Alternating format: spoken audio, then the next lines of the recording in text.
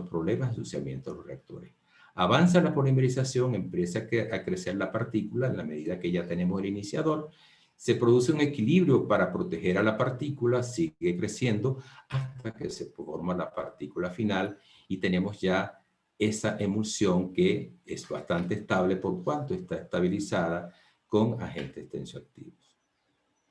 Y eso es lo que se llama la compartimentalización, lo cual le da una larga vida a los radicales de alto peso molecular y una gran velocidad de polimerización.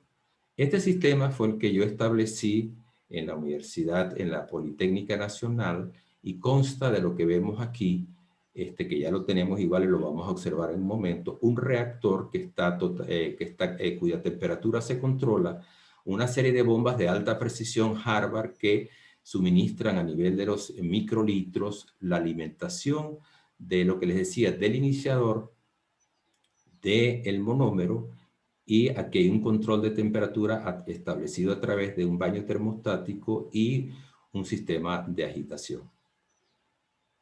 Si vemos aquí, justamente está el sistema que ya tenemos implantado en nuestra universidad. Todavía no estaba totalmente montado, pensaba, pero con la pérdida. Fíjense ustedes, aquí tenemos el sistema de agitación, un sistema de suministro que como no teníamos para comprar dos bombas de alimentación, pusimos un embudo de separación. Aquí tenemos el sistema de condensador, fíjense que todavía no está conectado. Los que han ido al E3 ya ven que sí está todo conectado. Seguimos con el sistema y aquí tenemos el reactorcito que en este caso es de 500 mililitros, lo hay más pequeños, como también compramos uno de mayor tamaño para cuando queramos acumular productos. Sigue la polimerización aquí, se alimentan esos ingredientes de forma muy ordenada para que no se produzcan excesos como una reacción muy exotérmica de la polimerización, se suministra muy gradualmente el peróxido o el iniciador de radicales libres a través de una serie de tuberías. Y si ven vamos a terminar la lámina para mostrar algo de este equipo.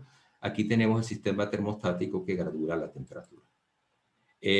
Vamos a ver la lámina anterior porque esto nos permite ver cómo está, ahora sí vemos cómo está todo interconectado con mangueritas de teflón. Continuemos. También, bueno, cuando nosotros iniciamos y el trabajo de Fernanda Romero, la hermana de Maylin, fue realizada en un sistema de reflujo como este tipo también, pero para geles, no para polimerizaciones ya más sofisticadas cuando hay varios monómeros. Fíjense ustedes, aquí está la formación del polímero y aquí también se puede hacer así o con un reactorcito más sofisticado. Hablemos ahora del encapsulamiento. La idea es que tenemos los monómeros que dan lugar a estos tipos de polímeros, diferentes tipos de polímeros, como vemos todo acrílicos, vinilacrílicos, etc. Y cuando hacemos la microemulsión, para lo cual usamos agitadores de alta intensidad, como uno que tenemos actualmente en reparación en la universidad, las magnitudes las reducimos a niveles nanométricos. Esos polímeros podemos mezclarlos físicamente con cualquier nanopartícula o cualquier material que queramos, mejor dicho, porque nosotros logramos la sinergia entre las propiedades del polímero, que sabemos su estabilidad dimensional, su formación de película, con las propiedades de nuestras nanopartículas, que en este caso pueden ser magnéticas, o mejoramos propiedades mecánicas o liberación, o fotocatálisis o propiedades electrovoltaicas. Este mezclado puede ser físico, podemos hacerlo in situ durante la polimerización, o lo podemos mezclar también con biopolímeros y mezclado de otro tipo. Los nanogeles para liberación controlada tienen que ser biocompatibles. La vinilcoprolactama con el polietilenglicol son biocompatibles. Esto se usa para aplicaciones de este tipo, por cierto que para aplicaciones ya para control de agua de producción en yacimientos de petróleo, se usan más bien las acrilamidas. Y tenemos la capacidad de sintetizar diferentes geles, que los hemos hecho inclusive desde el tiempo de Fernanda. Fíjense ustedes, el encapsulamiento consiste en poner la nanopartícula, hacer la polimerización, y aquí tenemos una microfotografía de lo que es un carbonato de calcio encapsulado en un látex de poliestireno. Esta fue una de las primeras encapsulaciones que a mí me tocó hacer, que fue con una emulsión acrílica, y aquí tenemos un tamaño de un gel, de un polímero, y aquí tenemos nanopartículas de zinc. Aquí se buscaban, por cierto, propiedades anticorrosivas. Esto fue un trabajo inicial que hice en la Politécnica Nacional, en la cual encapsulábamos nanoplata en un gel. Fíjense ustedes las partículas de nanoplata en un gel de polivinil caprolactano. Resultados que voy a mostrar, ya con el tiempo que tenemos arriba, no hay mucho para conversar, pero vamos a mostrar algunos resultados. Este fue un trabajo publicado el año pasado en la revista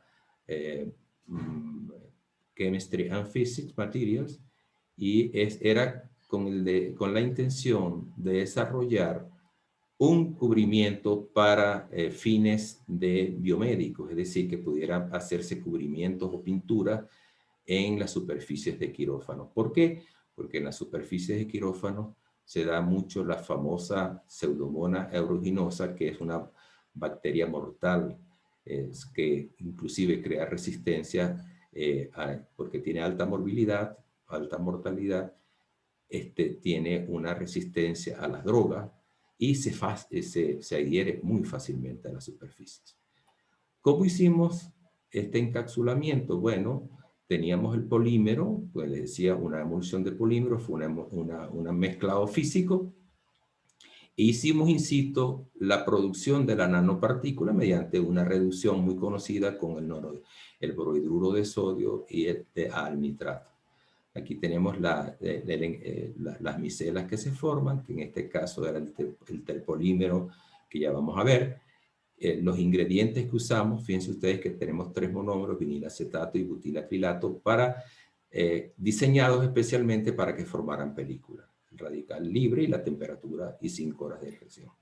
Estos son los monómeros que utilizábamos. Este monómero tiene la capacidad, que es muy hidrofóbico, imparte propiedades muy especiales a los materiales. Aquí tenemos el diseño experimental que utilizamos, fundamentalmente 2 temperaturas a 25 grados. Usamos los flujos de nitrato de plata que usaba en el sistema. Esto se hacía totalmente oscuro, y la concentración del polímero también la variamos en 2 valores, es decir, un diseño cúbico. Aquí tenemos ya el encapsulamiento visto de las nanopartículas en esas películas. Estas nanopartículas se hicieron estudios en el Instituto Venezolano de Investigaciones Científicas de llevar y ponerle estudios de multiplicación bacteriana. No voy a entrar en ese detalle, pero un estudio, como sabemos, que es estandarizado y que lo hace a través de la colaboración con la profesora Gema, y que este es un trabajo hecho, por cierto, en colaboración con ella y con otras organizaciones como la EPN. Se llegó a que estas nanopartículas tenían una gran estabilidad. Esto es lo que llaman el efecto plasmón, es decir, visto el tamaño de la nanopartícula después de 45 días. Los desplazamientos eran pocos en cuanto al tamaño, lo cual mostraba que había una estabilidad de las nanopartículas y no había tanta aglomeración. Y aquí están los estudios de resistencia bacteriana, donde observamos que habían, de este diseño, habían unos que tenían ciertas características, la nanopartícula. Esto significa a 1 y a 7 días. Y aquí vemos en vista por el microscopio de fluorescencia los casos en los cuales teníamos el máximo efecto antibactericida, que son las que están negros, y las que presentan estos colores, bueno, no eran las más adecuadas. Entonces, bueno, lo que nos dijo ese estudio es que sí podíamos hacer estas nanopartículas. Usamos estas condiciones apropiadas. Resulta mucho más estabilizante que la ponilimpiridona, que es la sustancia que típicamente se usa. Independientemente, y eso lo vimos tanto por conductividad como por el estudio en el XPS, aquí ya efectuado en la universidad, que tanto la nanoplata como las partículas de plata, cuando ellas se ionizan, contribuyen a la actividad bacteriana. Pero la mayor reducción fue encontrada en los sistemas en los cuales teníamos una concentración más alta de polímero, y en cuyo caso, con concentraciones del 0.050, que es relativamente baja. Esto significa que se pudieran desarrollar y escalar cubrimientos para la aplicación buscada. Este estudio también está recientemente aceptado, que es el estudio que hizo Fernanda Romero. Lo que nosotros nos aprovechamos del hecho de que nuestros nanogeles son lo que se llaman smart, o sea, inteligentes, en el sentido que reaccionan al estímulo de la temperatura.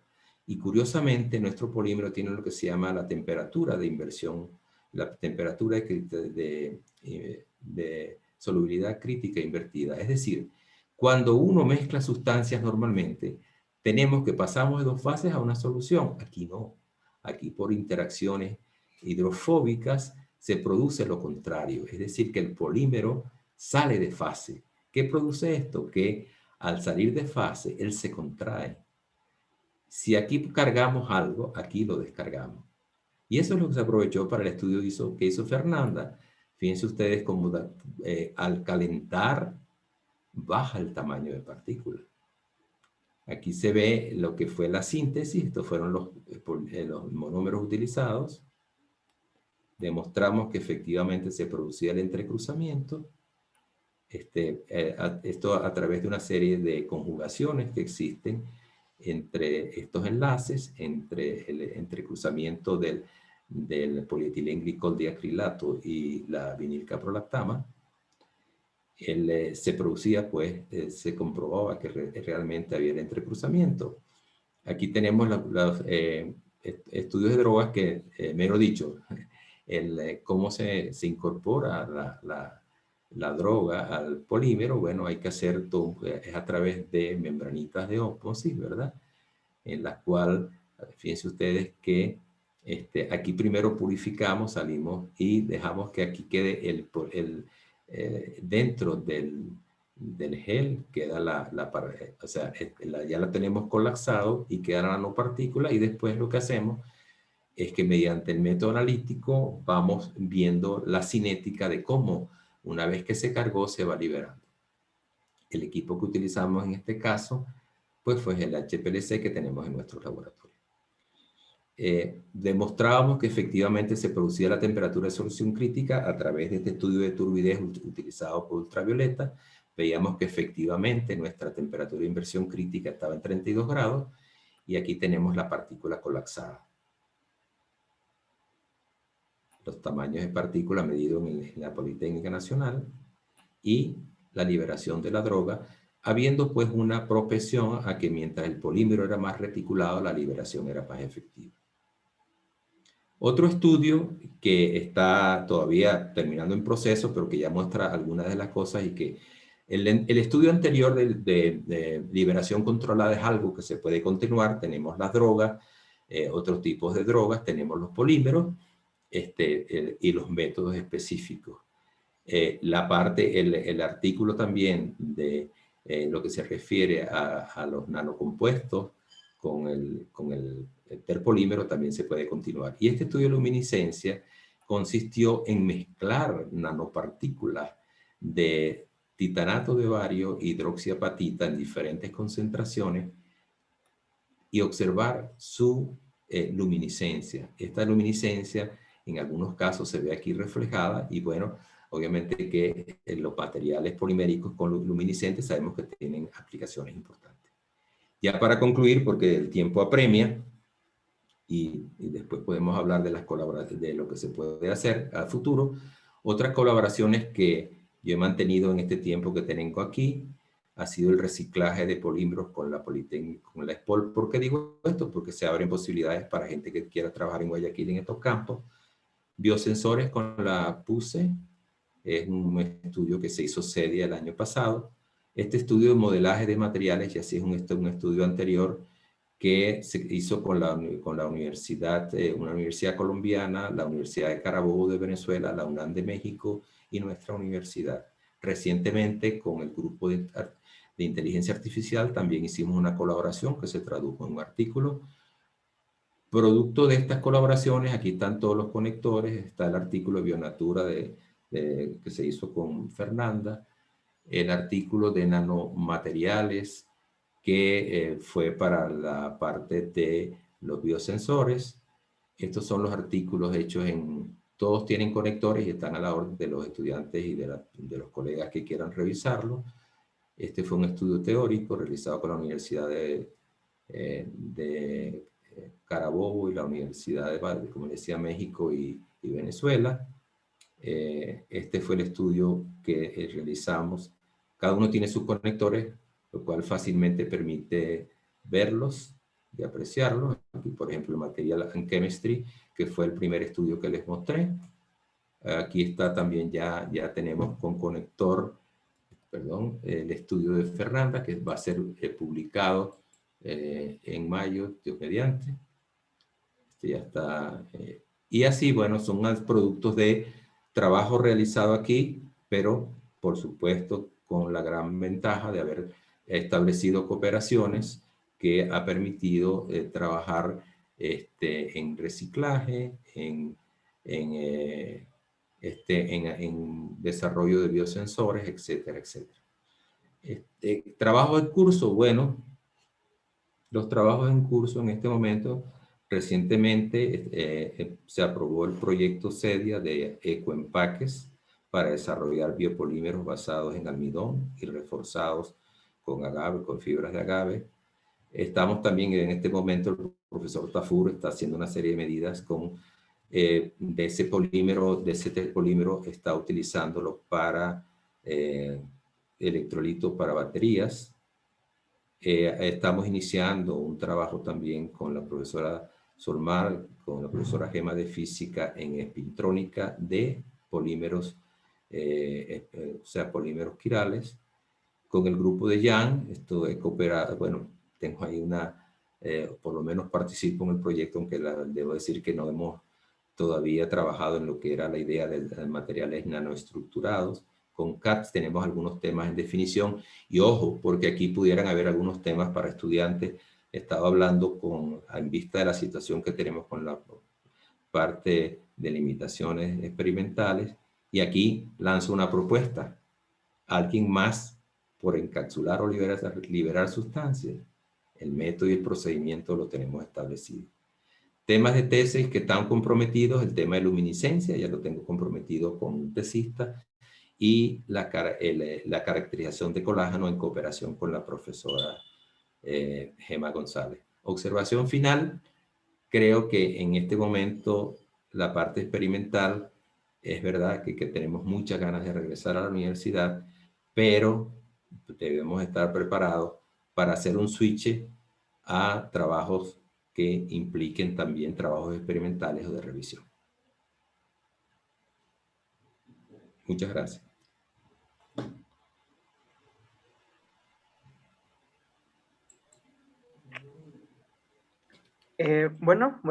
Primero buenas noches con todos.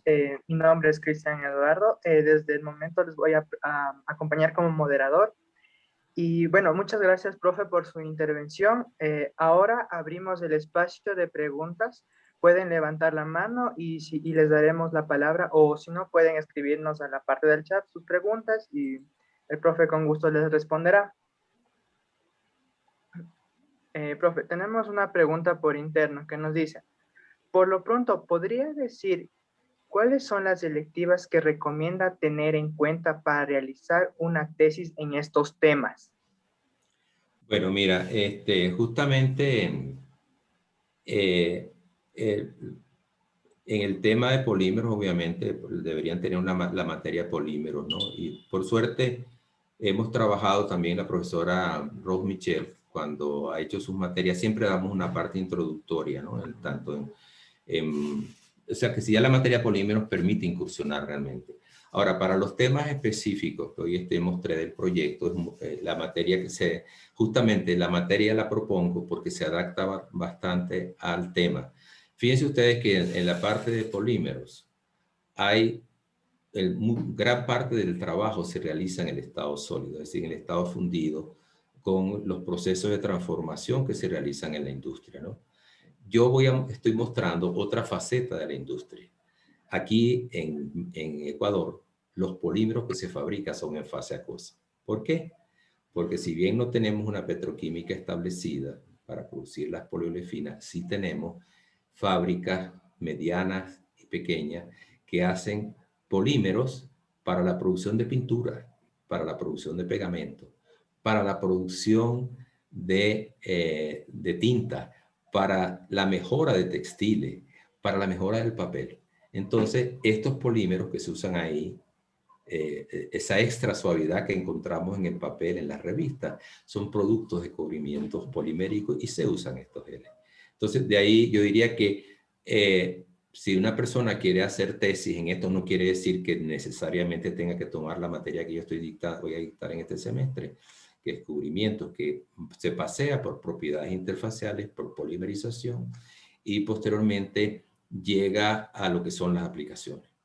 Creo haber respondido la pregunta. O sea, si tiene la base de polímeros, puede incursionar. Listo, muchas gracias, profe, por su respuesta. Al momento no nos han llegado más preguntas al chat y en honor al tiempo vamos a continuar con el cronograma. Si alguien se encuentra interesado en estos temas, pueden comunicarse con el profe Antonio Díaz a su correo electrónico que les dejaremos en el chat. Y muchas gracias, profe, por su participación y continuamos. Sí, discúlpeme que fue un poquito apresurado también y traté de incluir lo que era la panorámica del proyecto porque esto da una idea de lo que son las posibles tesis, las futuros. Las tesis a futuro son continuaciones de los trabajos que he estado realizando y es cuestión pues de conversar con las personas interesadas y hay un par de estudiantes que ya me han expresado, ya dije que son tesis comprometidas, pero bueno, todo es cuestión de conversar. Muchas gracias, Cristian. Muchas gracias, Maylin, y muchas gracias a todos por su atención. Muchas gracias por su participación, profe. Bueno, continuando. Como segundo expositor tenemos al doctor Alfredo Viloria, quien tiene experiencia en áreas que involucran yacimientos convencionales y no convencionales de gas y petróleo, corrosión y materiales, acondicionamiento y procesamiento de gas natural y negocios del gas natural y gestión tecnológica.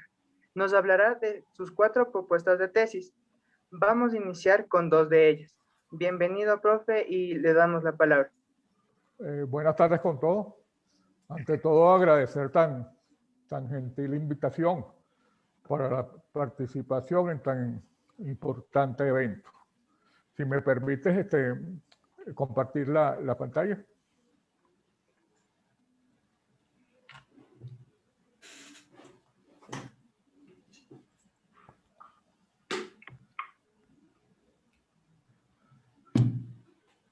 ¿Logran ver la presentación?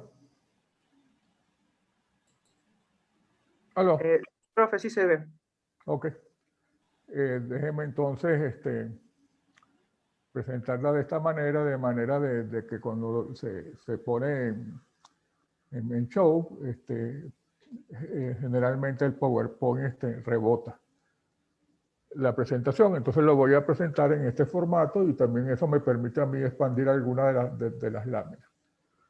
Tal como lo expresaba el profesor Antonio, la parte de petroquímica y polímeros, evidentemente, fueron elementos rectores cuando se diseñó la Escuela de Ciencias Químicas e Ingeniería.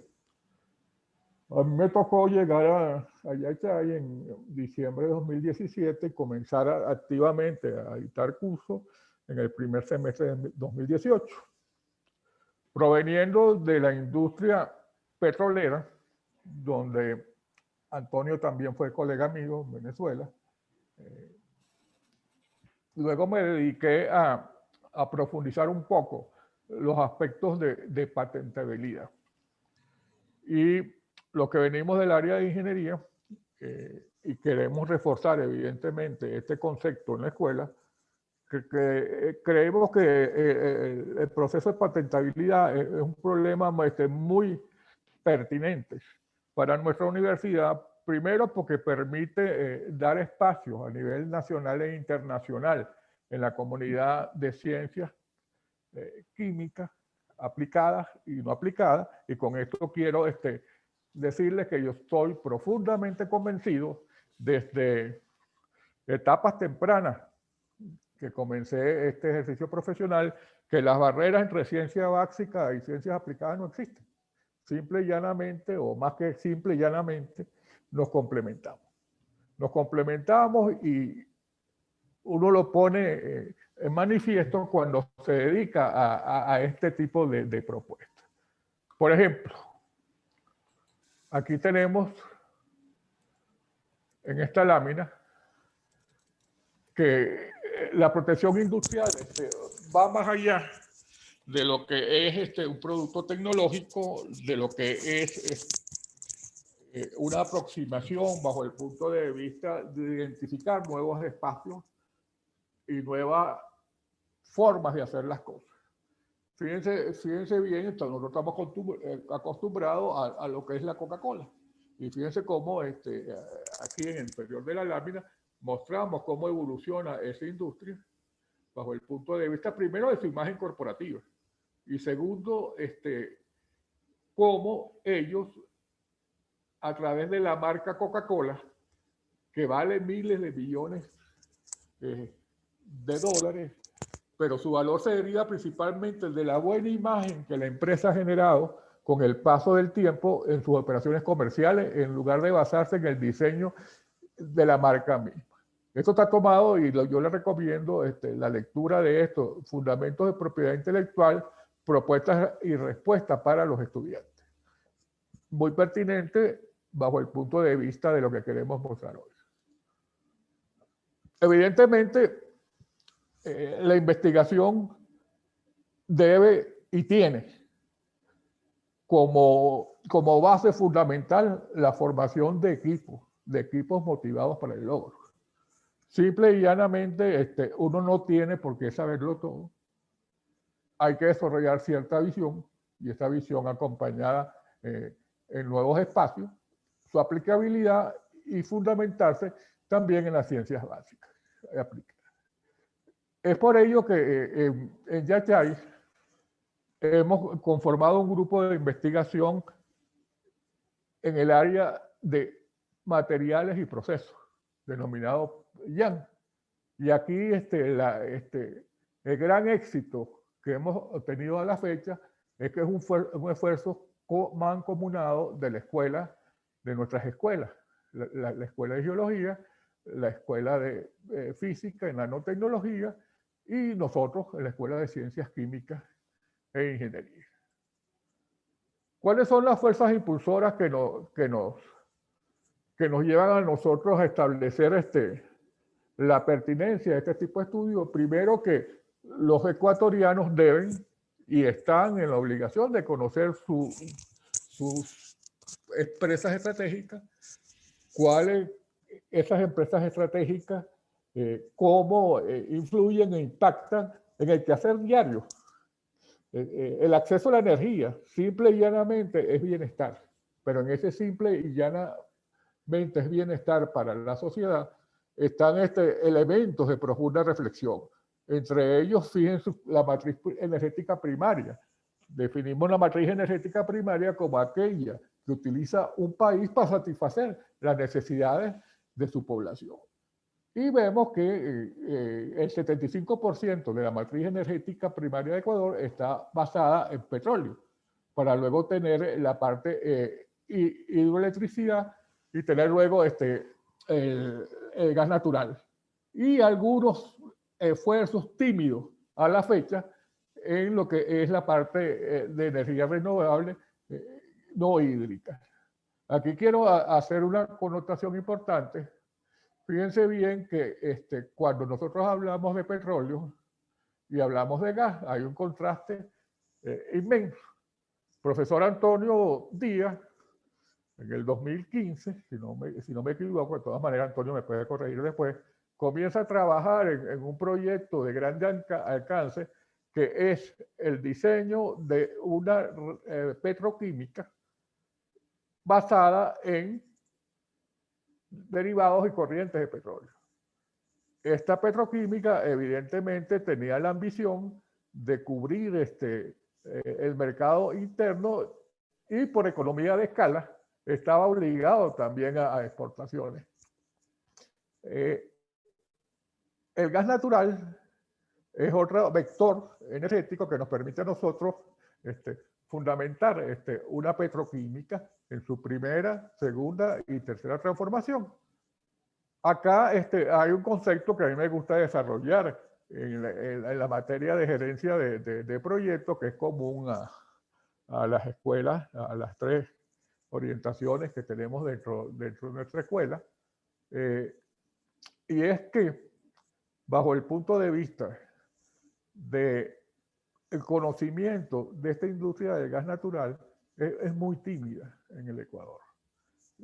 Su timidez es tal que no nos ha permitido desarrollar el negocio del gas licuado de petróleo, que no es otra cosa que el gas en bombonas, en cilindros, que se utiliza en toda la economía doméstica, industrial del Ecuador, pero hay serios problemas en las especificaciones de gas licuado de petróleo, en las normativas existentes, en cómo interaccionar, en la necesidad de ir desde el yacimiento de petróleo hasta la hornilla de la cocina, donde nosotros hacemos nuestra alimentación diaria. Por más que uno rebusque y trate de buscar conceptos filosóficos de visión, misión, en esto tenemos que estar claros. Aquí hay que satisfacer las necesidades reales de la población. Y es ahí donde debemos valorizar nuestros recursos estratégicos.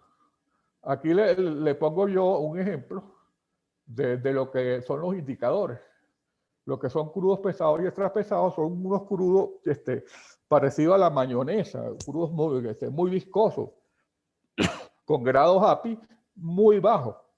Y si a eso le sumamos contenido de azufre, bajo el punto de vista de porcentaje de azufre presente en estos petróleos o crudos, vemos que el Ecuador, en su cuenca petrolífera, que es la de Oriente, tiene porcentaje de azufre de entre 1 y 1.5%, 1.2% promedio, y una gravedad API que está entre 20 y 25 grados API. Si nosotros vamos bajo el punto de vista de concepto de crudos pesados y extra pesados, y aquí es donde la nanotecnología nos ayuda también de una manera extraordinaria en diseñar catalizadores basados en el concepto de filter trough y el concepto de conversión de gas a líquido, que es una tecnología de punta que está realmente haciendo cambios inéditos a nivel nacional y a nivel internacional. Es por ello que nosotros estamos empeñados en tener catalizadores nanoestructurados que desplacen los orbitales 4F a los orbitales 3D.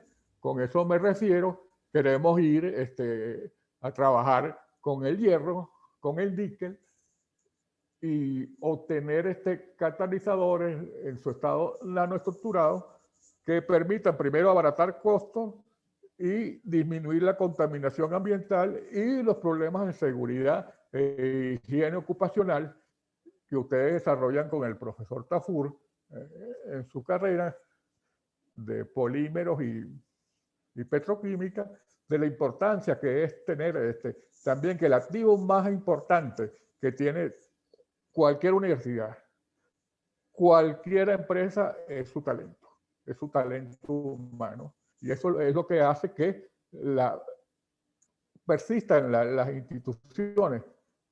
Por ahí se dice que los hombres pasan, pero las instituciones quedan. Yo le añadiría, pero aquellos personal que pasó, ese talento que pasó por la institución, es el que le da la huella, es el que le da la trascendencia, es el que le da la identificación a la institución, y en nuestro caso, evidentemente son ustedes, nuestros egresados, son también nuestros compañeros que arduamente lo han venido acompañando en su trabajo de titulación y han dedicado gran parte de su tiempo y con bastante mística a transmitir su conocimiento.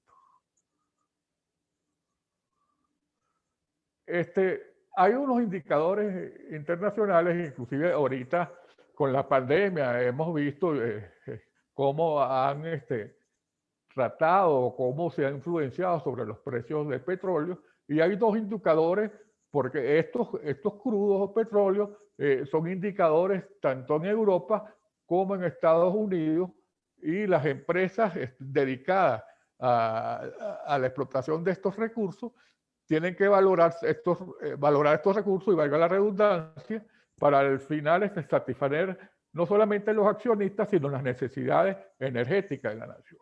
Fíjense que el presupuesto del Ecuador está aproximadamente, las últimas cifras disponibles, en un precio del crudo de $50 por barril. Cuando obtuvimos y vimos la depresión que sufrió la industria de hidrocarburos en el Ecuador, y la caída de precios, se llegaron a $30, $31. De manera que había un hueco fiscal de $20 por barril, lo cual obligó al Ejecutivo Nacional a tomar medidas drásticas de adecuación, de reducción de salarios, inclusive que llevaron a la pérdida de empleo y a las pérdidas de empresas de servicios conectadas a este sector. Y un contenido de azufre, lo vimos del 1%, tiene además que los petróleos están localizados en la zona oriental, y al estar localizado en la zona oriental hay otro mecanismo importante. ¿Cómo hago yo llevar esos recursos desde la Amazonía ecuatoriana a la refinería Esmeralda? Evidentemente, tengo que tener oleoducto. Esos oleoductos atraviesan zonas geográficas de alta complejidad debido a la geografía intrínseca del país, y hemos asistido a problemas de inestabilidad de taludes, hemos asistido a problemas de fallas catastróficas bajo el punto de vista de derrame de petróleo. Y es ahí donde la gestión ambiental y la ingeniería forense aplicada a este tipo de realidad hacen que nuestros estudiantes vayan incorporando desde edad temprana de su formación no solamente lo que es la química de polímeros o lo que es la química orgánica, la química inorgánica, la fisicoquímica, lo que es corrosión y desgastes de materiales, sino fusionando todas esas aristas que ustedes han tenido la oportunidad de recurrir estas diferentes orientaciones, logran ustedes tener luego una visión integral, pensando que lo importante y el mensaje subyacente está asociado a lo que se llama el desarrollo sostenible. Es que brindar un mundo amigable y sostenible para nuestras futuras generaciones. También suena que es filosofía, y como parece el bla, bla, bla, bla, bla de los políticos. Sin embargo, yo soy de la idea de que ese es uno de los mensajes más importantes. Y si vemos el programa de Naciones Unidas para el Desarrollo y las metas para el desarrollo, definitivamente tienen gran trascendencia bajo el punto de vista de lo que es esto, ofrecer un mundo sostenible. Y ese mundo sostenible pasa por ética, por valores, por conciencia ambiental, por un desarrollo adecuado de la profesión. Y una de las cosas que los estudiantes que han pasado por mi mano y que seguirán pasando, si así lo permite Dios, hay que obligarlos, entre comillas, hay que motivarlos más que obligarlos a la lectura, a la actualización. Triste es que uno vaya a un Congreso Nacional e Internacional en pleno 2022 hablando de cifras del 2010. Y eso ocurre. Vemos entonces que presentan una base de recursos, una base de reserva, una base de producción con cifras del siglo pasado, inclusive.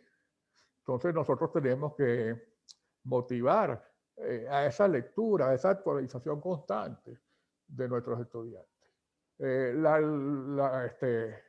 Las materias perdón, los trabajos de investigación que estamos proponiendo son 4 y ellos se basan básicamente en el por qué buscar las rutas convencionales de síntesis.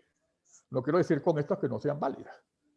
Si tenemos en la naturaleza principios activos, tenemos en la naturaleza compuestos que muy fácilmente con el estado de la tecnología actual, y ahí digo, bueno, todo el esfuerzo que se ha hecho en la escuela para tener equipos sofisticados de caracterización molecular que nos permitan a nosotros extraer, potenciar y brindar recursos naturales, tratando de disminuir la síntesis convencional.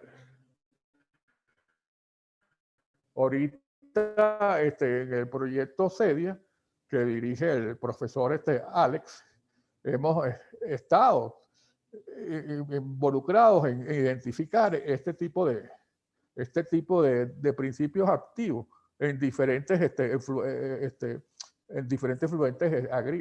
provenientes de la agroindustria. Está el chocho, está el látex y una serie de compuestos que estamos ahorita en conjunción con nuestra decana y con Ruth, tratando de aislarlo, aplicarlo y ver cuál es el comportamiento bajo el punto de vista de durabilidad de instalaciones. Y es lo que es el concepto de la química verde. Y hemos conseguido que una de las materias esenciales o en nuestra futura carrera de materiales o en la orientación en la nueva malla de química es la parte de electroquímica aplicada. ¿Qué potencial de predicción tiene esa técnica?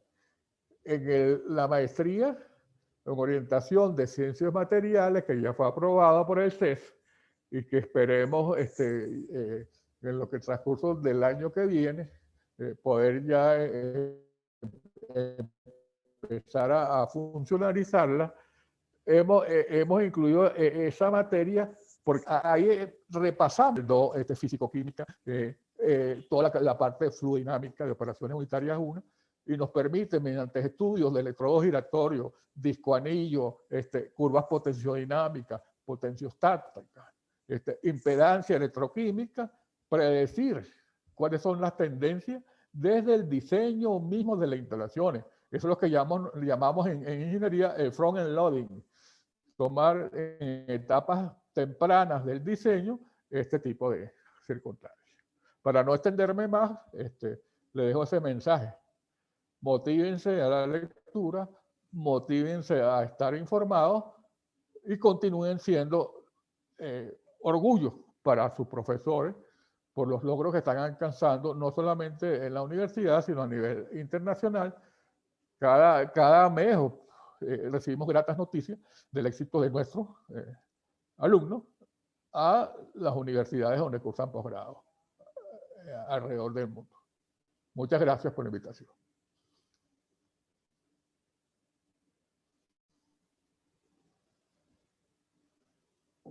Listo, muchas gracias, profe, por su exposición. Ahora abrimos la sesión de preguntas.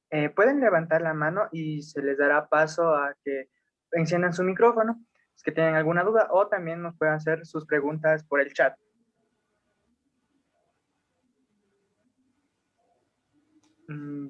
Ya, tenemos una pregunta en el chat. Nos dice, si esta tesis es específica de alguna de las ingenierías o puede hacerse si se estudia química.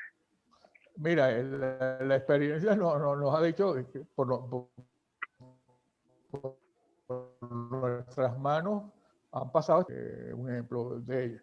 Ahorita tenemos también a Emilia Calle, que están estudiando lo que llamamos materiales funcionales nanoestructurados, de manera que estamos incorporando lo que es las arcillas naturales ecuatorianas con sus afloramientos naturales en lojas, y lo estamos impregnando con compuestos provenientes de la agroindustria, con unos resultados preliminares bastante promisorios, y que además nos ha permitido a nosotros discernir cuáles son los mecanismos de funcionamiento de este tipo de materiales mediante estudios termogravimétricos, DSC, TGA, la parte de difracción de rayos X, la parte de microscopía electrónica, de barrido, y hemos logrado un mejor conocimiento básico de este tipo de estructura y,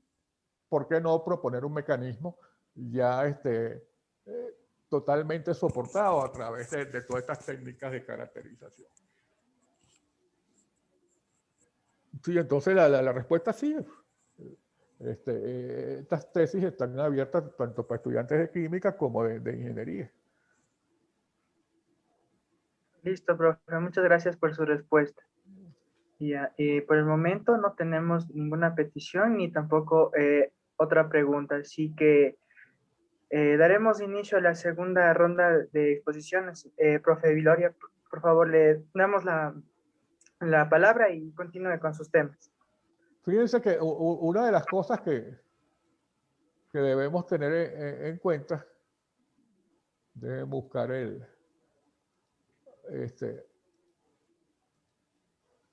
este tipo de realidad que tenemos en el Ecuador. Fíjense que las minas de bauxita a cielo abierto, que son de procedencia industrial, el procesamiento de las minas de bauxita como materia prima para la fabricación de aluminio, producción de lodo rojo. Lodo rojo es un contaminante, pero rico en titanio y en óxidos ferrosos férricos. Aquí dice altos contenidos de óxidos de hierro y titanio. Esto se encuentra, fíjense que a través de un proceso ingenieril se crea un pasivo ambiental realmente dramático bajo el punto de vista de los volúmenes que generamos. Luego tenemos minas de hierro, procesamiento siderúrgico, que lamentablemente el Ecuador no tiene ni yacimientos significativos de bauxita, ni yacimientos significativos de óxidos de hierro. Quizás es rico en otros metales preciosos, que son el oro, son el cobre, y bueno, y conocemos la potencia minera del Ecuador. Pero, ¿qué tiene el Ecuador? Tiene en sus arenas ferruginosas y titaníferas provenientes de la actividad volcánica estos compuestos de óxidos de titanio y óxidos de hierro en las playas negras. ¿Qué se nos presenta ahí? Ahí se nos presenta un dilema, que es un dilema de sostenibilidad de los proyectos. ¿Cómo podemos nosotros asumir el riesgo tecnológico en estas playas negras que generalmente están bajo la custodia de la comunidad, donde la industria minera, por excelencia, ha sido una industria invasiva y destructiva? Ejemplo, bueno, todos los pueblos mineros, las historias, llega la minería, explota de una manera no racional sus recursos, y luego se abandona y vuelve la pobreza con la inflación, y vivir en un pueblo minero es altamente costoso. Entonces, uno de los temas que queremos fusionar ahorita es la parte de los riesgos tecnológicos. Cómo con elementos tecnológicos poder nosotros cifrar el cómo hacer que esta industria genere bienestar. Una de las cosas que hemos tratado de conseguir es no solamente la formación de, no solamente, no, además de la formación de profesionales, que sepan medir el riesgo, y ese riesgo es riesgo ocupacional, ese riesgo es riesgo tecnológico, ese riesgo también es riesgo del desarrollo y cambio de la minería. Asimismo, hemos desarrollado en tratamiento de agua una serie de proyectos en trabajo de titulación que están disponibles en la biblioteca, donde hemos tratado de mediante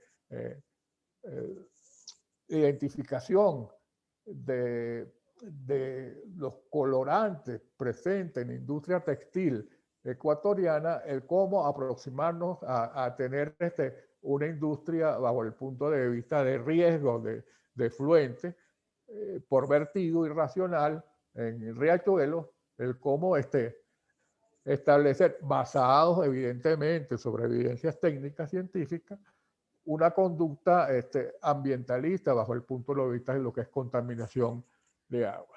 Si vamos por la contaminación del aire, una de las cosas que está realmente y es motivo de los diferentes protocolos, el último fue el de París y ahorita se está diseñando otro, donde vemos que las emisiones de CO2 son realmente perjudiciales al ambiente y se le asocia la parte que conocemos como gas invernadero y sobre calentamiento global. Queremos también en este tipo de investigación el desarrollo de materiales inteligentes, materiales que permitan absorber el CO2 de acuerdo a las condiciones de perdón, fuentes móviles y fuentes fijas. El por qué si las fuentes móviles son lo realmente impactante bajo el punto de vista del transporte, bajo el punto de vista del transporte marítimo, el transporte terrestre.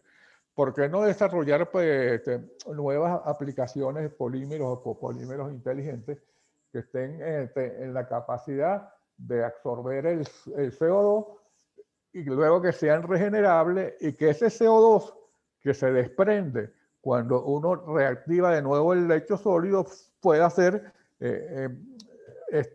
utilizado, como hay ciertas iniciativas que decimos el CO2 para los pollos. Cuando la industria avícola sufren estrés térmico, las gallinas, una de las fuentes para evitar ese estrés térmico es el carbonato ácido de potasio.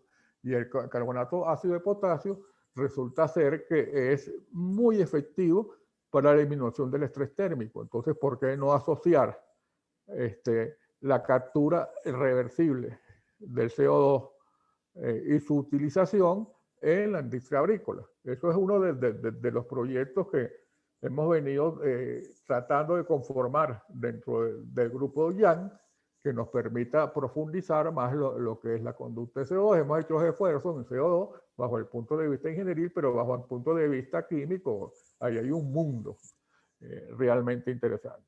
Y de ahí entonces vienen los trabajos de tesis de riesgo tecnológico, de cómo mitigar esos riesgos, porque yo puedo decir, bueno, tengo el riesgo, pero ¿cómo lo mitigo?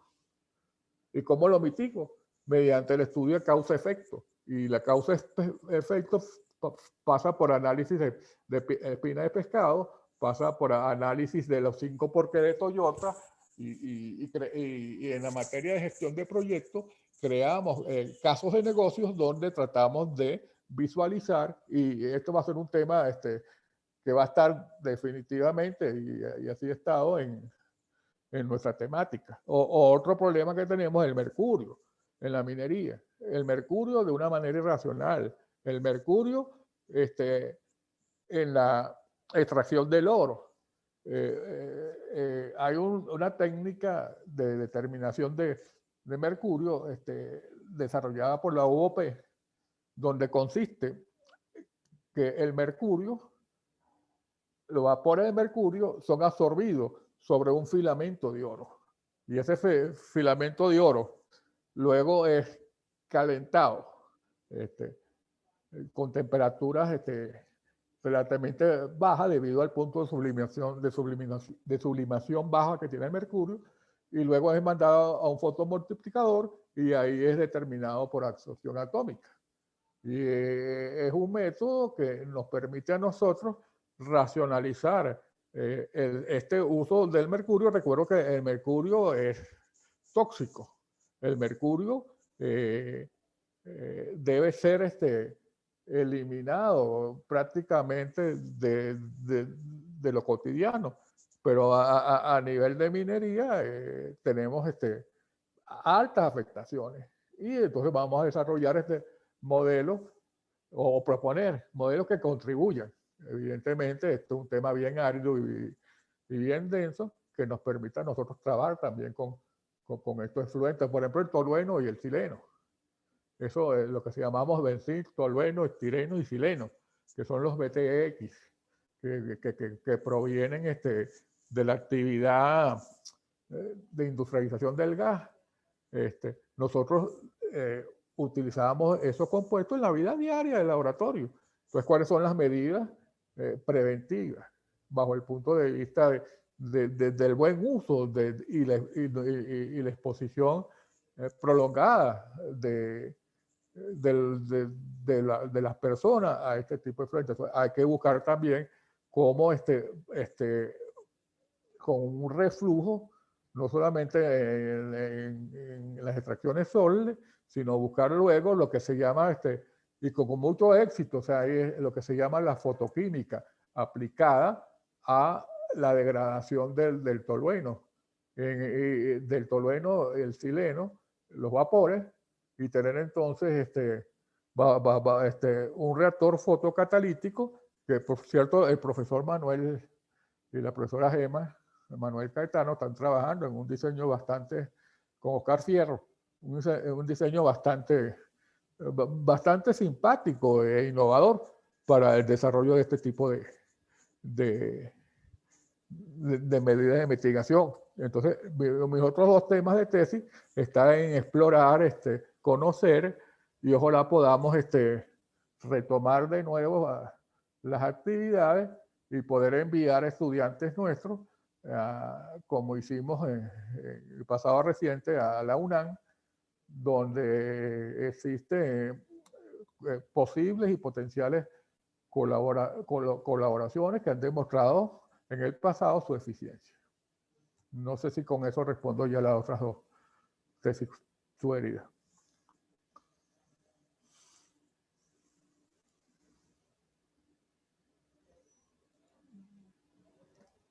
¿Aló?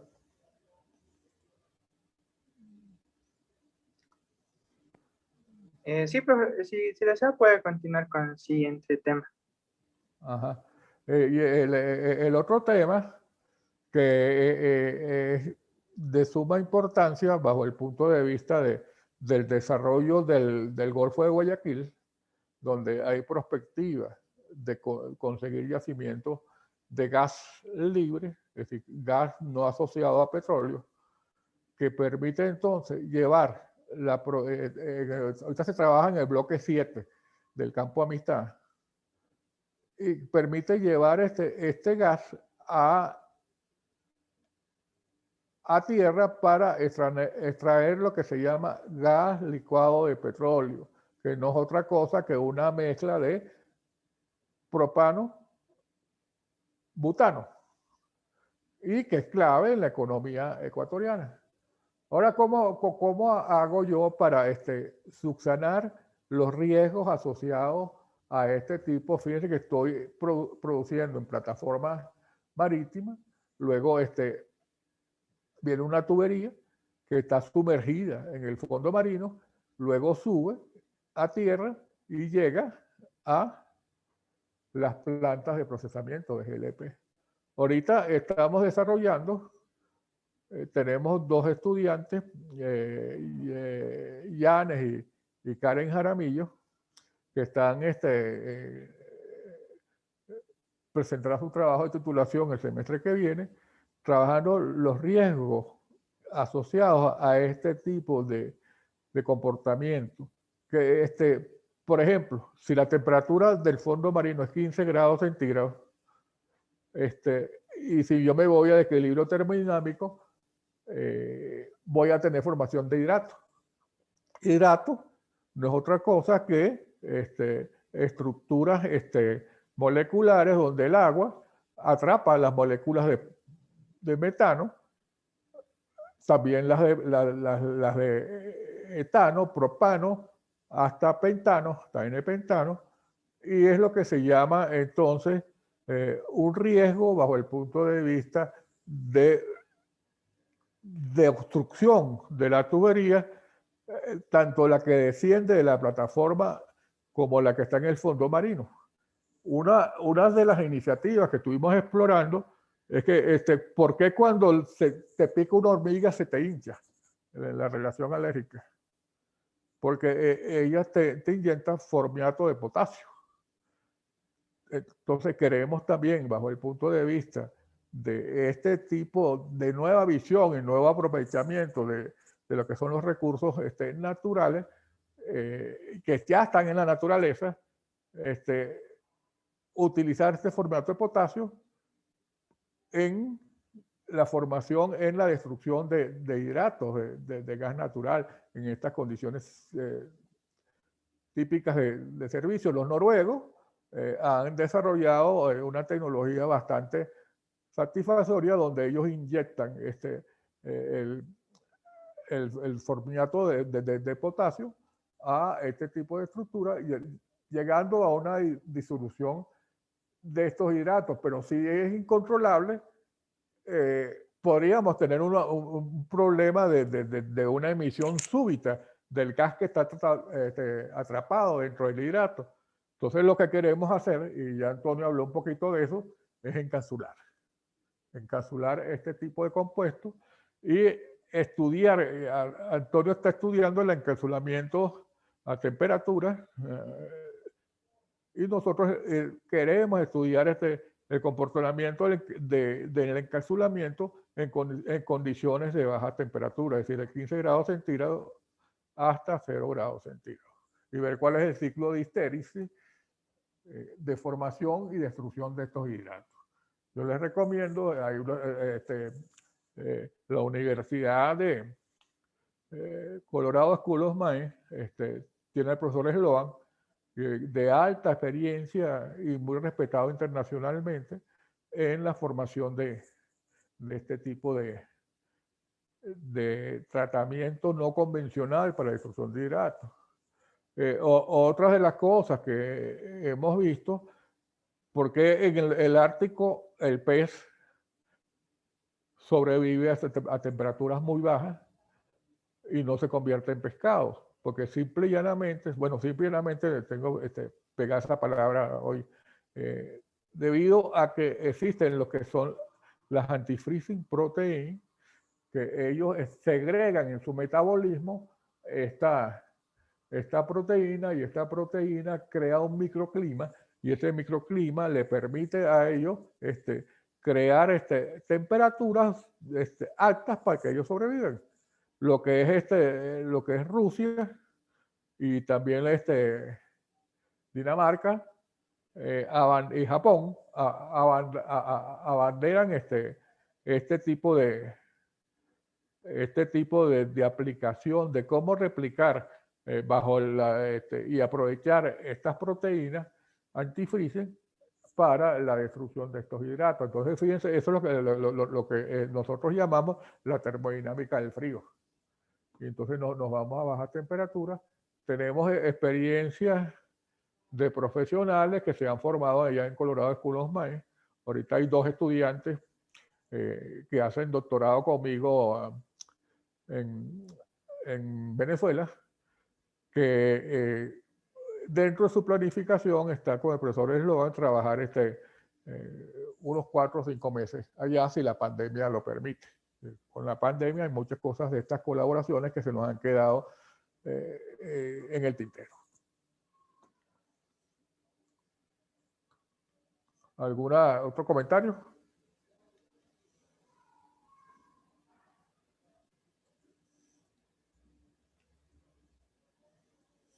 No, profe, por el momento no existen preguntas. Ah, bueno.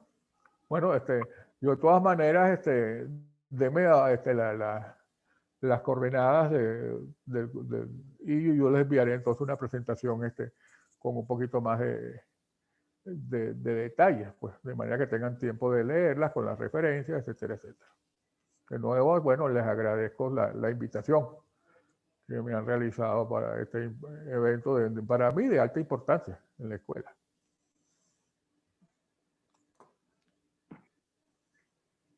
Listo, muchas gracias, profe.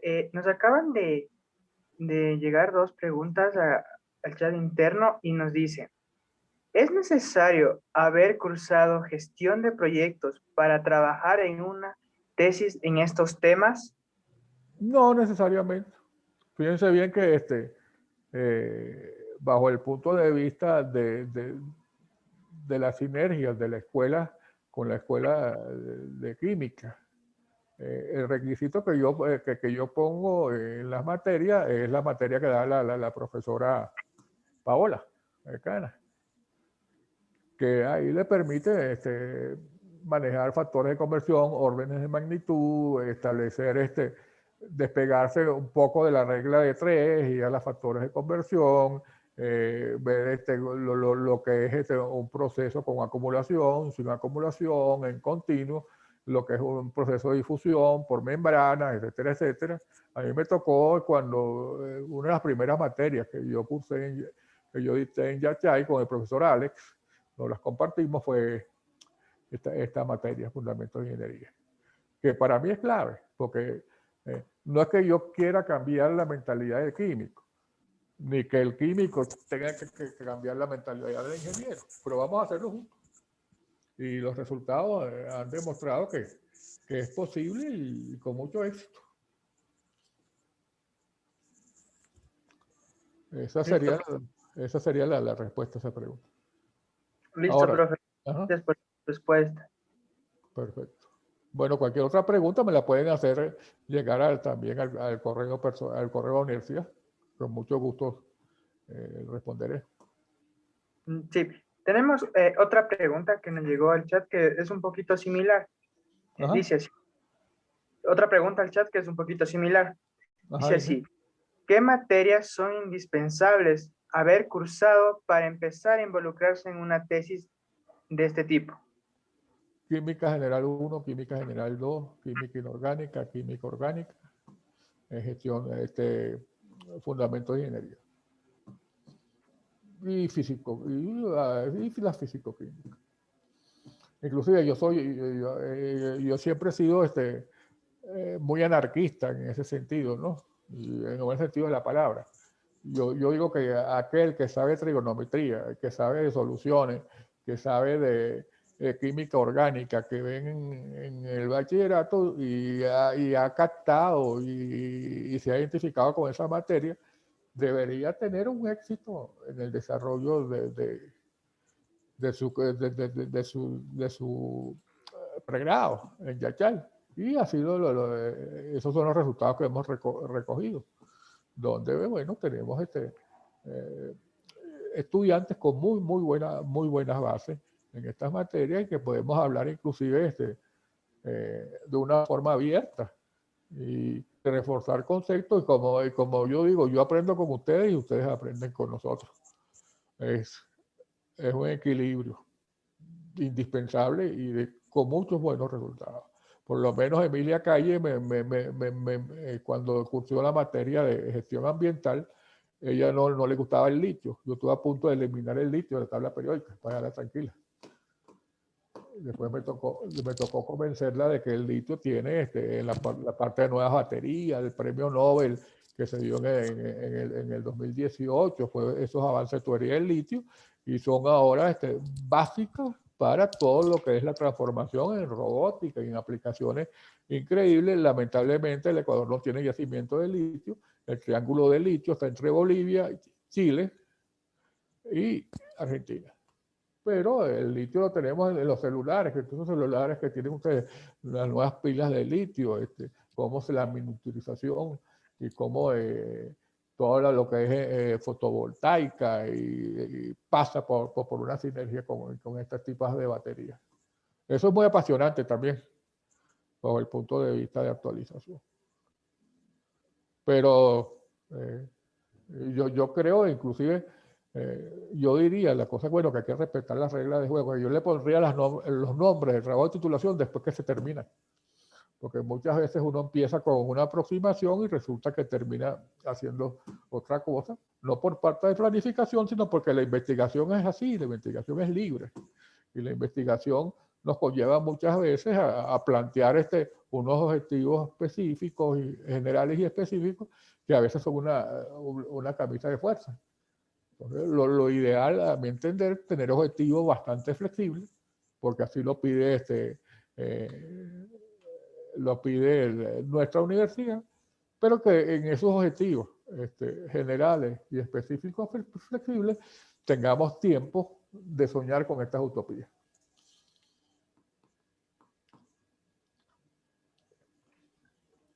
Listo, muchas gracias, profe, por su respuesta. Igual, chicos, a los demás invitamos a que si tienen alguna duda, pueden alzar la mano y se les dará el paso para que se les active el micrófono, o igualmente pueden dejarnos sus dudas en el chat.